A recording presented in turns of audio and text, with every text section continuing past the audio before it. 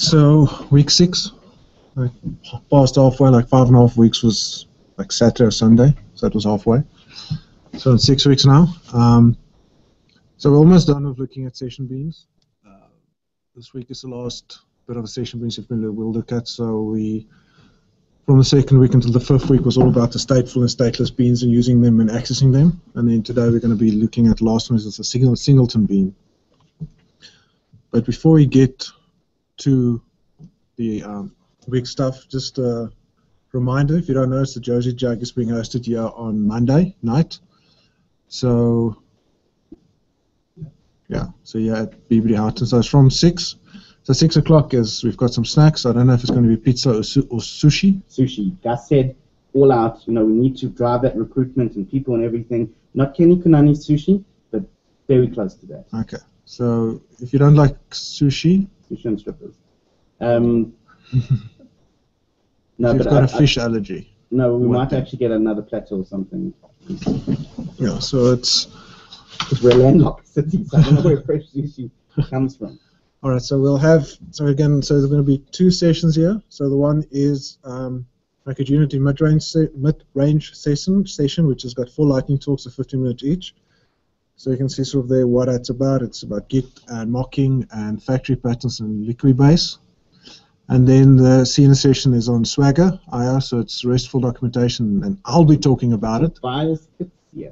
So that's not somebody else, that's somebody you know. So come and support me, please. Like I said, so Monday starts at 6 with snacks. 7 o'clock is the actual talks until 8. And then just go, you don't have to, but go register on meetup.com if you haven't yet. You have to. You have to. Yeah, you have to. Even if you're a BBD employee. Well, they're not going to frog march that. No. When, Bo, we're going to see you there, right? You can take the car train. Wimbo says yes. Yeah. And Sean and William. They're quiet. Yeah, so just meetup.com, go and look for Josie Jug. So that's Java user group. And you'll see for Monday, and then register for whichever talk you want to get to. All right. Then the following month, we're having a Discovery. Yeah, so usually Discovery we get quite a few people. Eh? It's going to have hundreds. And it's like they cater like for a wedding. That's awesome. 20 grand a pot. Not sushi, but... No, there was sushi last time. Maybe. But now they had little mini burgers and desserts and pregos, and like it was awesome. All right, so this Josie Jug is coming Monday. So let's look at the quiz for the weekend.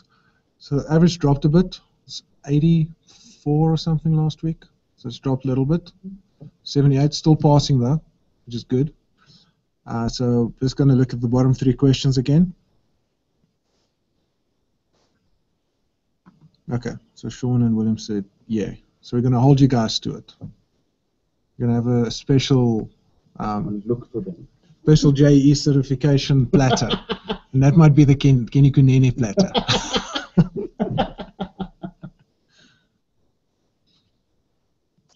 All right, so the bottom 3 questions are question 8, 45%. So, which one was this again? Oh yeah, so this was I think this was a tricky one. This is one of those which is, I think, they actually just being semantics. So it's sort of which ones are valid lifecycle callback methods. So there's 2 of these which are, or 3 which are not right. So there is no pre-construct. There isn't anything like that. So that's out. There's no.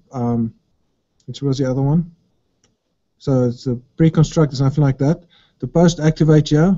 There is a post-activate, but the thing to look for is a final on the method name. So in the certification exam, if you see any method that's got marked as final, statistic, or static, already warning bells that that's probably not right. So you can just ignore that.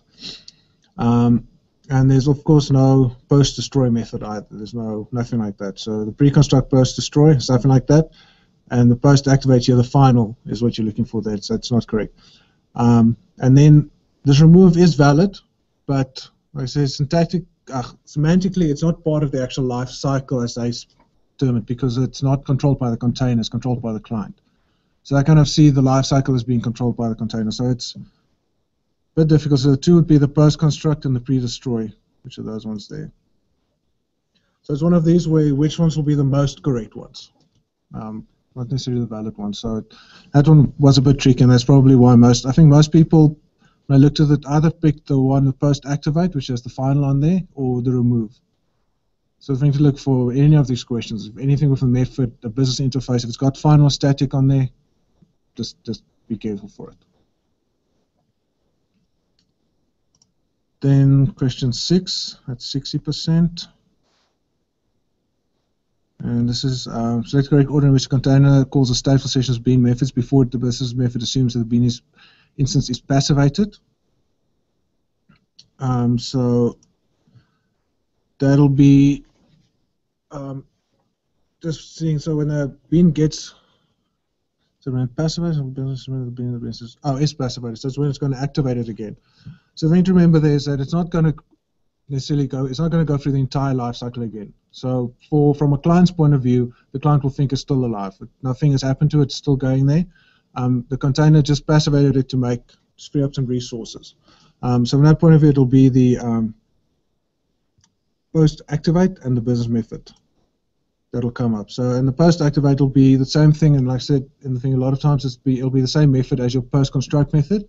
So it'll go and re-inject any things that aren't controlled by the container, any other resources. If you've got any non-serializable fields or resources on there, then that's where you'll kind of take care of those types of things and get them back in there. So it'll call the post-activate and then call the business method on there. So even though it might construct a new method, it's not going to call the constructor, it's not going to set the session context, it's not going to do anything like that. So it's the post-activate and the business method that's going to be called there. I think if I remember, yeah, I can't remember what most of you guys answered then. The last one is question 7. 65%. And this is the one around, like I said, so this is the type of questions I might ask around the passivation and activation of beans, looking at what can be serialized, what can't be serialized, and what you're allowed to do and not allowed to do.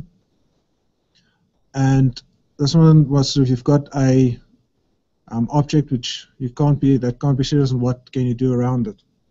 So this is one of those where you can also go and look and see what's not valid. So one of them is just mark the current client status as transient, which won't be a problem, but you're not going to get that value back. All it means is it's not going to be serialized.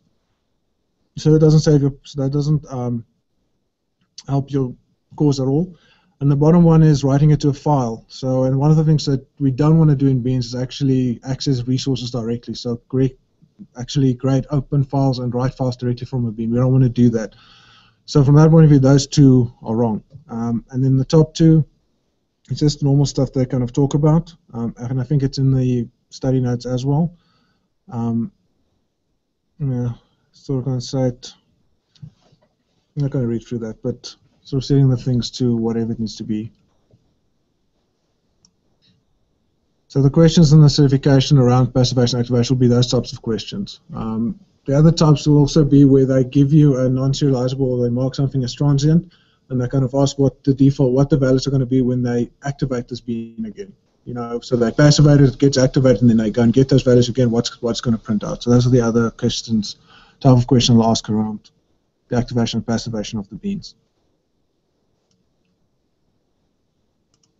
All right. So is there any questions around the quiz? Anything else anybody wants to ask or say?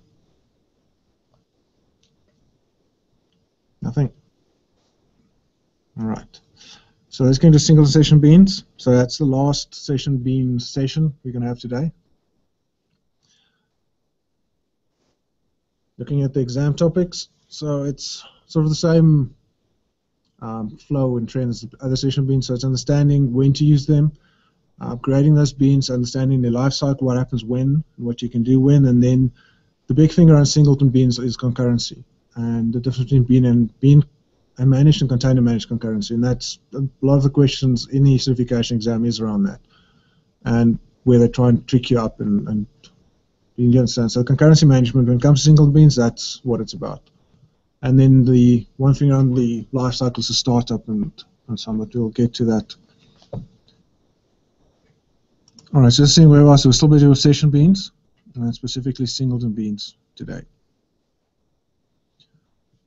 So the singleton beans only came about as part of version 3.1 of the spec, so they haven't always been there. So Spring had them for a while before that. So. Yeah, so Spring. Prototype or singleton for your bean types.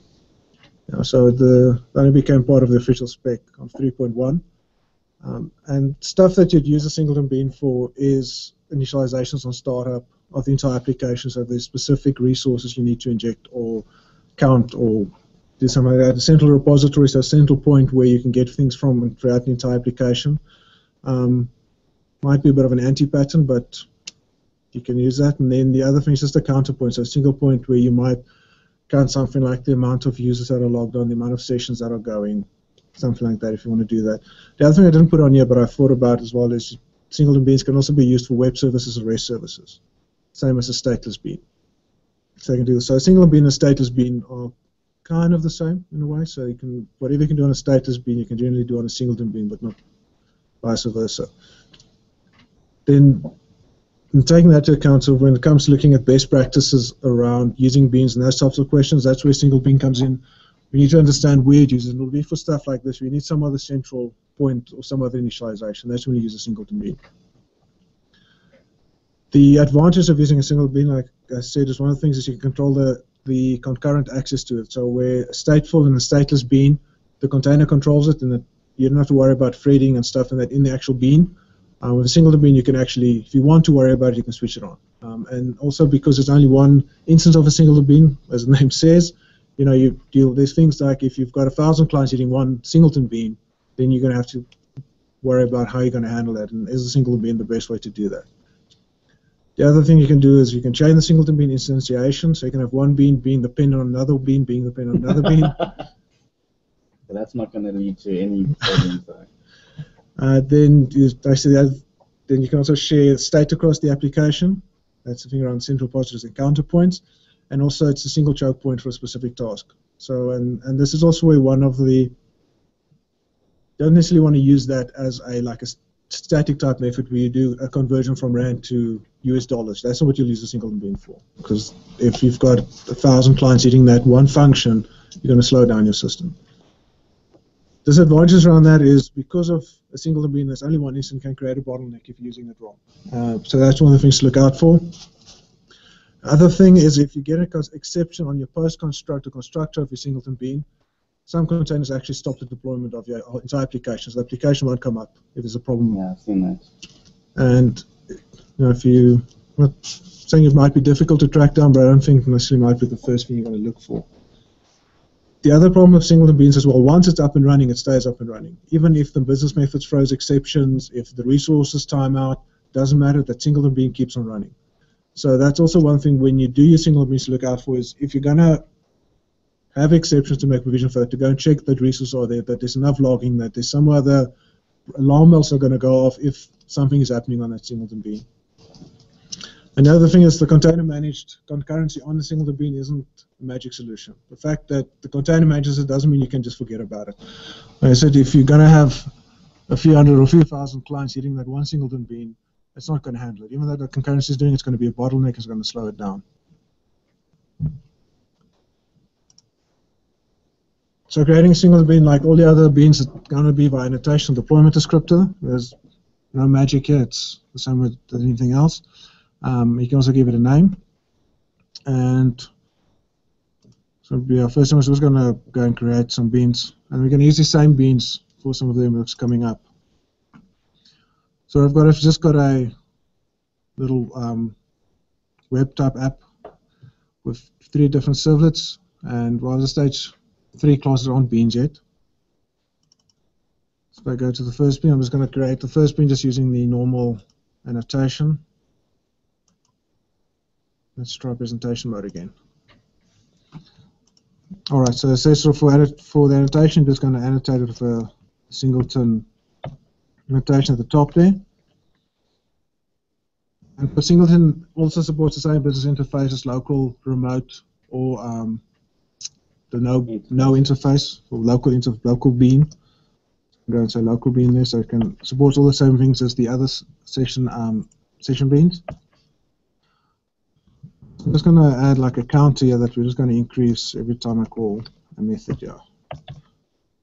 Public. So I have to make it public because it's an interface, so we want to. So the public methods are the ones which are going to be exposed on the sort of interface that is going to initialize for us here. Int. Going to go and increase the counter and then return it. So that's the one way you can do it, is through the annotation. And then the other way, and we can do this on the second bean, is via the deployment descriptor. In the deployment descriptor, we're going to say enterprise beans. That's all our enterprise bean goodies go in. And create a session bean. Its name is going to be second bean. Make it the same as the class name there, because I didn't specify.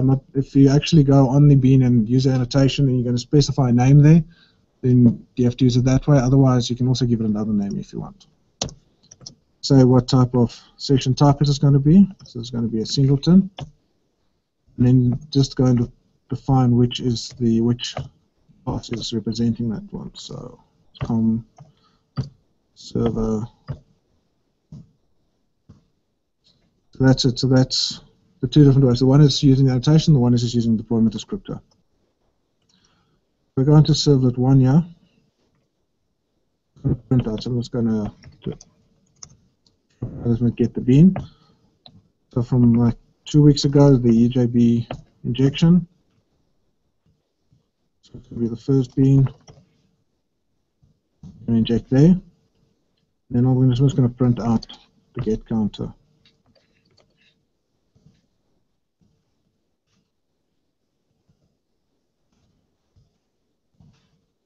A few times.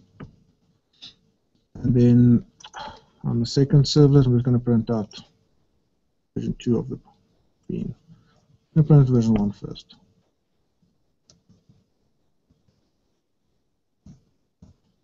Instead of the first bean here. Copy. Yeah.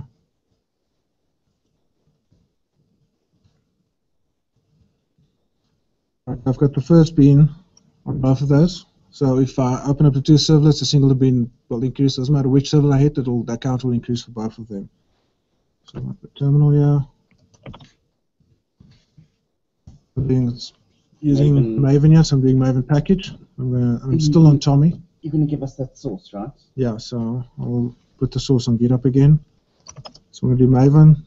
Using the Tommy plugin. I know you're in that with it. Tommy. Yeah. Yeah. The server. I'm sticking with Tommy. Not Tommy in HR. It's a nifty little tool, hey.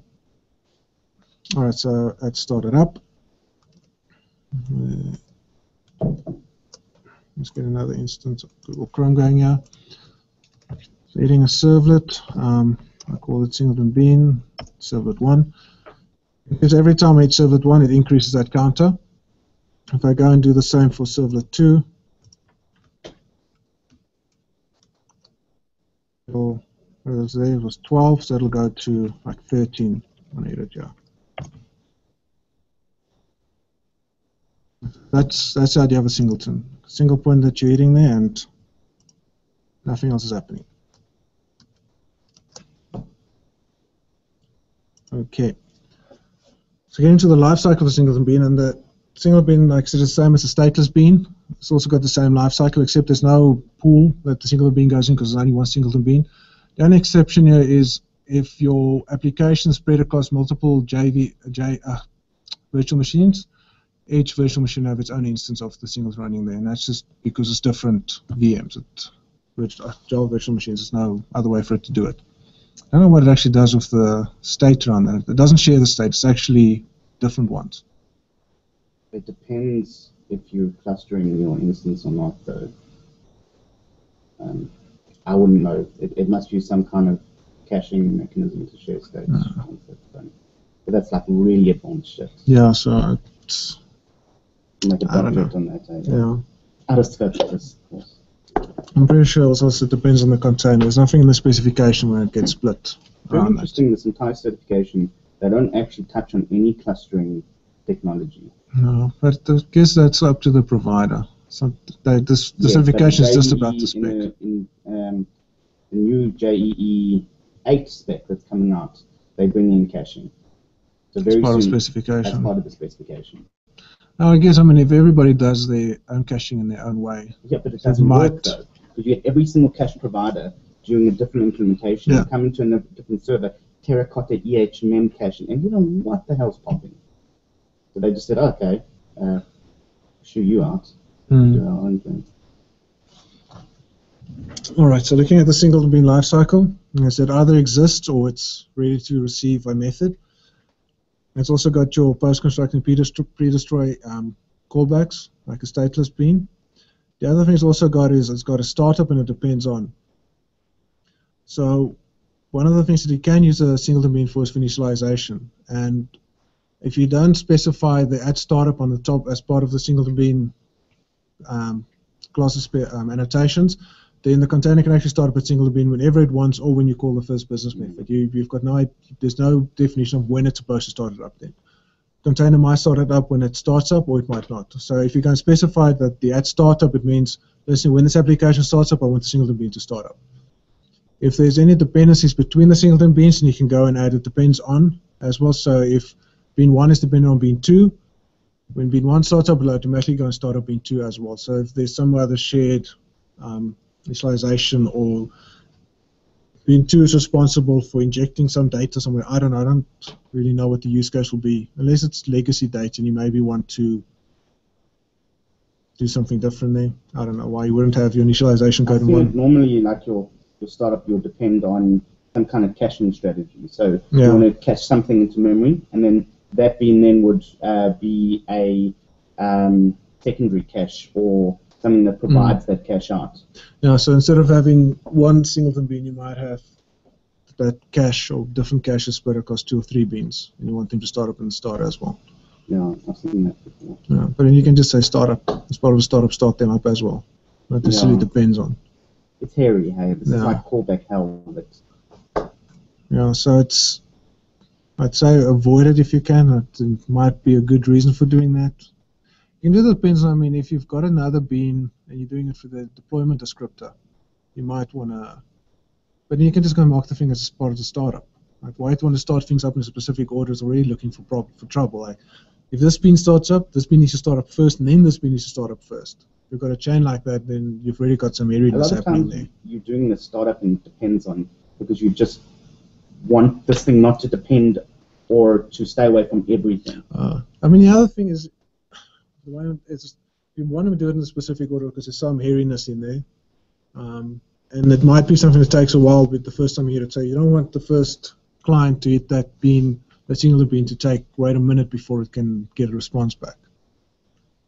But it depends on the only reason it depends on is because you want things to start in a specific order, and that means there's some hairiness there. So the one you might start up with a queue. So it might be one queue that's dependent on another queue, like messaging. So you'll start up the queue on the one and then start the next queue because the first queue needs to be started before the second queue. Some crap like that. All right, so instead of single bean, you've got your startup, you've got the depends on, which is different from your normal stateless and stateful beans. You've also got your post-construct and pre-destroy. On all of these, again, like all the things with the EJB3, you can either use the deployment descriptor or the annotations. The Neton startup annotation for the startup, you have to say true or false, and it depends on, you actually just go and specify the bean class, so the fully qualified name. Then one thing is also different, the transaction context is a bit different. Your beans you're allowed to do, and then you can't access other beans and resources on the post construct. So it's a lot like the stateless bean.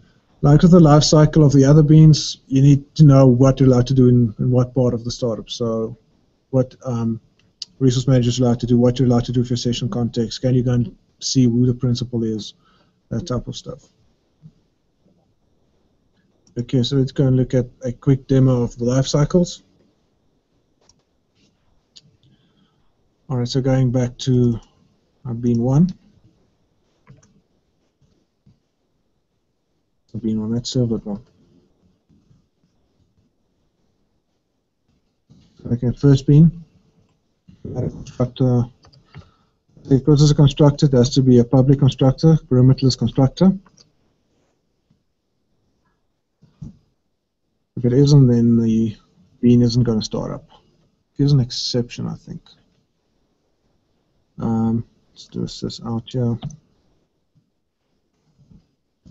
Print out the class name.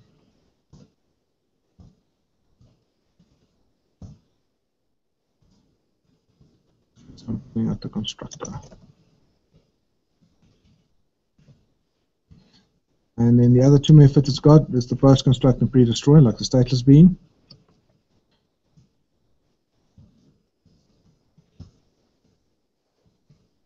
I've still got that .NET names begin with a capital letter ingrained in me. Really? Yeah. Do they really do that? Do you really start Java method names with lowercase? Yeah, of course. It's a C standard. You've got it from C. So you people, so C have like no legacy, no heritage, no legacy. Like Java did it as part of the sort of syntax, but .NET did it as part of the name, C#. We've got the C in there. No, you're actually inheriting from BBD. That's your problem. Which inherits from BASIC, which inherits from a whole different freaking tree of language syntax. We've adopted you in whole heart. You just don't have to feminists like this. One of us now. Assimilated. Alright, so we've got a pre-destroy post-construct and the constructor there. It just prints out what they're doing. I'm just going to add this to the second bean as well.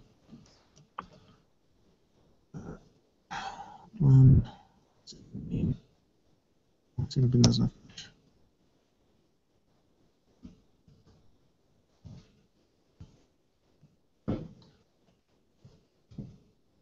Right, so it'll print that out, and then the other bit I'm just gonna, so the second bean, I'm not gonna mark anything else in. On the first bean, I'm just gonna mark it as a startup bean, so you can just see it being created. So to do it as startup, it's either saying add startup. Two, if I go back to here, certain repackage it, so Maven package, repackage it. And then Maven using the Atomic plugin, run method on the plugin there. We start it up. I can see if I can zoom in here. It's so easy. You don't have to worry about the server or your ports or anything like that. So scroll up here. You can see so our first bean is already constructed there as part of the startup application. That's because we marked it as a startup. The second bean hasn't been marked yet. So if I go to the servlet 2, which is it's going to need servlet 2 again. So this will reinitialize itself, and we go back to the terminal. Why is it not printing out? You sure it didn't cache it though? The Control F or yeah. Servlet 2. Oh, sorry. No, servlet 2 is still pointing to bean 1. So let's make the second bean so we can see that. we just deployed it. It's fair enough. No, it's not. Yeah. I need to repackage it. Well, it makes sense because you actually got a file system-based deployment there. You had server level. Wait, there was an error there. I saw don't now. know. There was an error there. I don't think I you just did the import statement.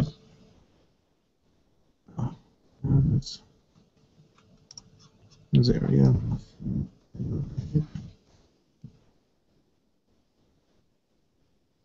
Get counter doesn't exist in second bean. Yeah.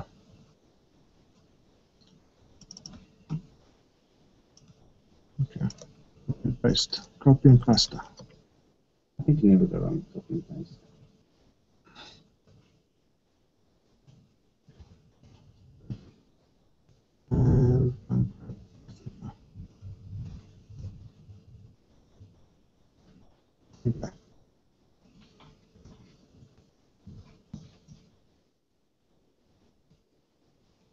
Done.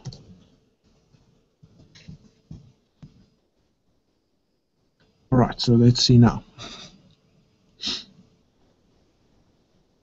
All right, so just to confirm again, so we've got our singleton bean starting up there, but like I don't know, Tommy likes to sometimes mash the things up together like that.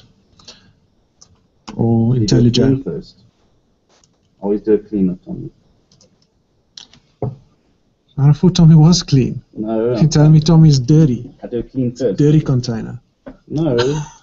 Just sometimes I get confused. All right, so with the second bean, it's only once we hit the business method it started up. So that's the different startups. Let me go and do it depends. Let's just show you how that works. If I exit there, so if I go to the first bean, and I say this first bean depends on the second bean. Your project's already gone into a spiral. Already could smell bad. You'll need to know this for the exam, but I doubt you'll ever use it, or should be using it. So for it depends on, just give the bean name there. So even though it's the same as the class, it'll be your EJB name that you gave to your bean. The EJB name? Yeah. So you could change it on the names on the second bean. So if you go second bean and then actually give it an explicit name. Yeah, that's in the jar. Or is it the class name? Well, you can do it. Let's do it second bean X. Go to first bean, second bean X. I think it's like that. Let's see. Package. What is the class name? I think it's the... I think you've got the mapped. As I say, it should start up. Yeah, the bomber right there. And okay, that's the bean name. No, so that's the bean name. Yes! All right, so you can see that the second bean got constructed before the first bean, and that's what it depends on, pretty much does. Right. All right, and now the sort of important bit when it comes to singleton beans, and that's the concurrency management. So you've got two different types of concurrency management. You've got your bean or your container managed concurrency. The default is container managed. And the difference is container manages it. Bean managed, you have to manage it. So when I'm saying you have to manage it, you're going to use your stuff from your Java Professional certification, your serializers and your locks and all that type of stuff. You're going to have to use that on the bean. So you're going to have to control your threads and what comes in and what's allowed to happen there. But it's more like right entrant locks, because you actually annotate the whole method. Whereas the old synchronized keyword, you actually had to synchronize a sections. Block or... Yeah, so the bean managed you'll do with synchronized still. Okay. Yeah, so what you're doing is you're controlling access to the resources. So if you're updating a table somewhere and you don't want 10 clients to update at the same time, you'll lock that, synchronize that bit of code, right, and then your other clients will wait to get in. The container managed, it's a bit easier, so you're telling the container how to do it. And the way you do it, you either lock your class or your methods with read or with write access. So with read access, it means, listen, if there's 10 clients accessing this bean, 10 clients can go in, it doesn't matter. Or calling this method, 10 clients, doesn't matter. So I'm not going to block them, they're going to go in. If you're doing it on write, it means one client at a time. So it's not going to have more than one client coming in there. And the write lock is the default one. So that's one thing to be careful of, is that when the default is container managed and it's write, lock type is write, so it's going to block. And that's sort of the opposite of what you really want there. You don't necessarily want to be blocking on stuff that you shouldn't be blocking, so it's going to create a bottleneck for you. The other bit you can also add on there is if you do have a write lock on a bean, on a method, you want to probably have an access timeout on there as well. So that you do add an access timeout there to say, if I'm waiting to get the lock, so me as a client can go and execute that method, how long should I be waiting for it before I time out?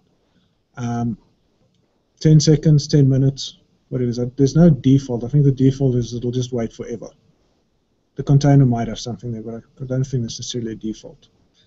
The other things you can do with the access timeout, and when you do specify an access timeout, you can specify the units that it's measured in, so milliseconds, minutes, microseconds, and then the value, however many minutes, milliseconds, microseconds you want to do that for. And then there's some other special ones that you can do. So there's a -1, which indicates that the client request will block indefinitely. So that means it just won't ever time out. And a 0 means that concurrent access is not allowed. So don't necessarily. So if you've got one client really busy with that method, if another client uses that method, it's going to immediately give a timeout. So I don't know what will be a use case for that. So I'm going to do that. Something that has to get a lock on the singleton, or and if anybody else tries to access it, just return back. Sorry. So say like, please allocate a seat on a seating arrangement for a claim. And if you don't get a seat, just go away. No, but I mean you can. Why wouldn't you do a normal timeout there though? I'm saying why not wait necessarily for. I'll give the guy at least 10 seconds Maybe before you it's a time lag, out. like a 400 millisecond lag, and you know that the network has a lag. So you would wait at least 400 milliseconds. So it's because it started to get hairy. It's already hairy. So it's one of those that's hairy. We need to do funky We're already things. kind of like booking seats in a cinema or an airline, so Yeah. our careers have already gone down. So you can really see from a certification that probably will ask you this and sort of ask what will happen. So if a thing does timeout, you get a concurrent access timeout exception on the client side. And then the other thing they've also got here, and this also comes back to the whole locking thing in deadlocks, and the container actually looks for that it can't create a deadlock. And the way it does that, it gives you an illegal loopback exception. I haven't tried to simulate this though. Yeah, so it's sort of if you've got a re-entrant, so being calling itself, going from a read to a write, so the write will going to block it. The certification though, or is it just? They could ask you that, you have to illegal loopback exception. I don't specifically say you have to know that, but it depends. Like most of the other the status beams don't have a problem with re-entrance. They kind of take care of it because you're kind of hitting the thing. There's no locking. It's serialized. You're not really gonna. I think it can give you a loopback exception. I can't remember now, but with the concurrency stuff in the state singleton bean, you could run into problems like this. So singleton bean calling itself. And the important thing is to know the defaults, because that's where they try and trick you up on that. It'll be a singleton bean. They won't have any concurrency management annotations there in the deployment script, and they'll ask you what's going to happen. And you need to know that container management is going to be locked. Then the other bit around singleton is when to use the singleton beans. So I said, knowing that the default is container managed, and that's probably what you should stick with. Unless you've got a good reason to do bean managed concurrency, you should stick with container managed concurrency in the majority of cases. Be careful with the lock type that's right by default. I said it'll block any other clients. And looking at what your method does, if it's going to be updating data, writing data, updating a resource, you probably want to have a write lock on there. And that's the whole thing around threading and concurrency. You don't want two different threads coming in there, two different clients trying to update the same resource, because one might update before the other one, and then the results you get back might be all funky. Yeah, but you could, like you said, you could just use a collection name. Yeah, you could use a concurrent hash map or something. You want to do that. But that's why I'm saying it like by default. You want to be careful of the lock right. I've seen instances of the bean stuff where they used it mainly because of speed, because the container was too slow, so they wanted to actually intercept and do that. Yeah, so it could be. So I think I remember some of the questions I might ask you is like ways you can best practice. If you're not writing there, how can you make it fast? And one might be to change it from a write lock to a read lock, and the other one is to change it to bean managed instead of container managed concurrency.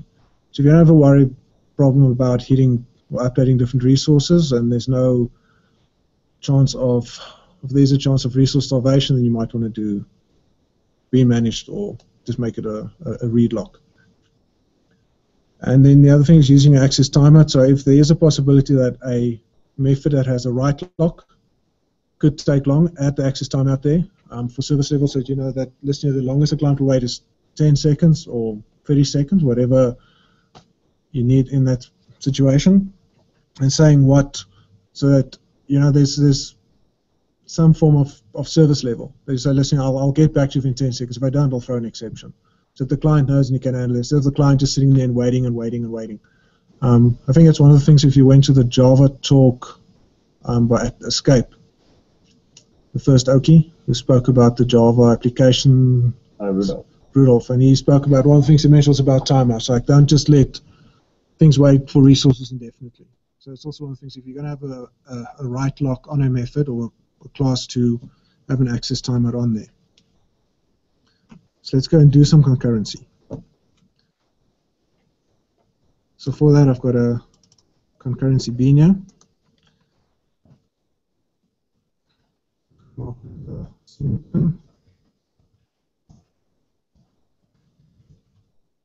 Local bean.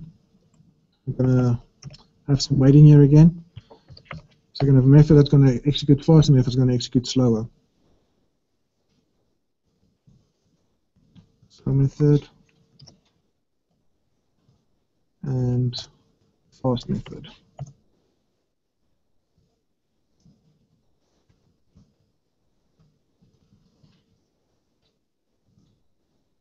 And it's going to put them to sleep for different lengths of time. Sleep for 10 seconds.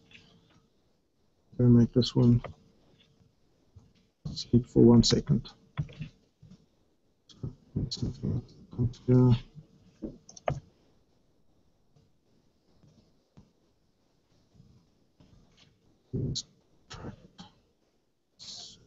slow method. You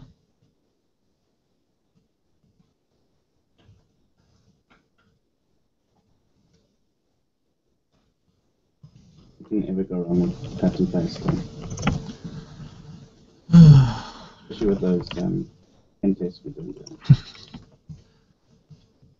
Yeah. Right, so we've got two methods there. Let's go to server 3, which I'm going to use for. So let's just inject that concurrency bean. So once again, using the EJB annotation, inject it, concurrency bean.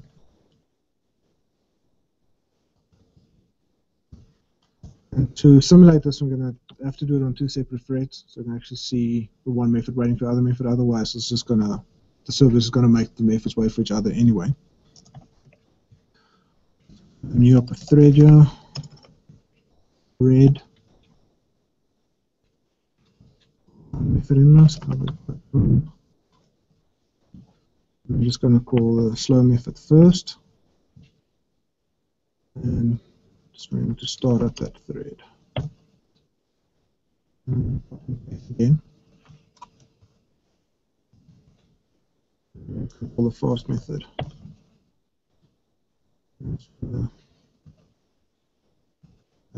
Statements here. Calling method. That's it.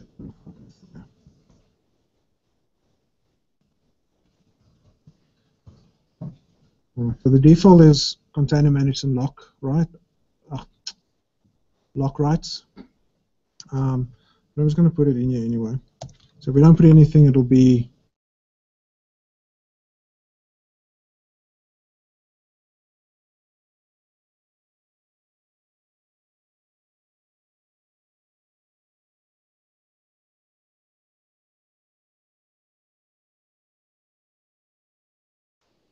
so by default, you don't have to add this, but this is what it will look like.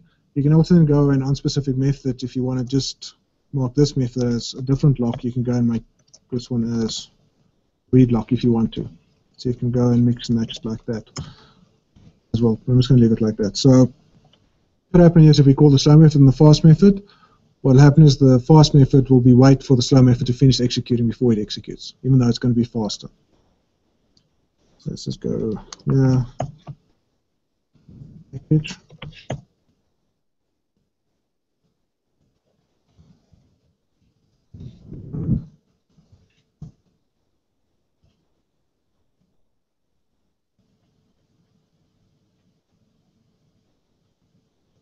Okay, so start it up. Let's go and hit servlet 3 there.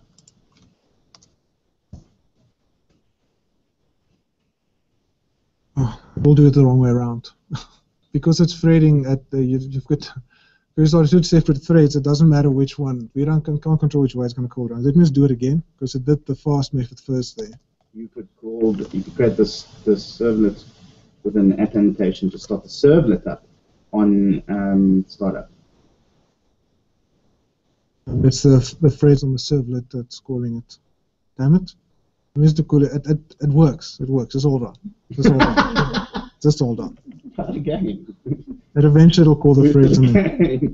Your application is getting hairy now. Damn it! It's getting hairy. You can also look at the example they provided for concurrency management, the BBD project. There we go. All right. So, so now we see it's calling the slow method first, which is what we wanted. You can see it's waiting. The fast method, although it's been called, it hasn't been executed yet. And there you can go. So that's what we got being managed. So what's happening on the right lock, it's waiting for the client or for the client to finish before it's letting the next client come in to call the fast method. So that's what the difference between the write and read lock. If I go and change this to a read lock, you'll see there'll be no blocking on there. Doesn't matter which way around it calls it.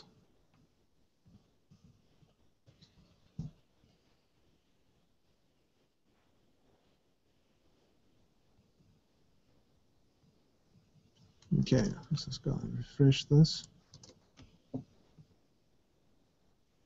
So it's calling it the wrong way around again. I was testing this yesterday. It maybe happened once that it called the fast method first. Damn it. Okay, let's just see again. So you can see it's entering the slow method, it's entering the fast method, it's exiting the fast method. So it's no waiting. It's right. It's got a read lock there, so it's no actual blocking on the actual threads going in there. The other way you could have also done this is by changing the concurrency management bean. And if you change the bean, it pretty much ignores the lock types on there. So even though if I read it, I can make this right, it's just going to ignore it. Doesn't matter.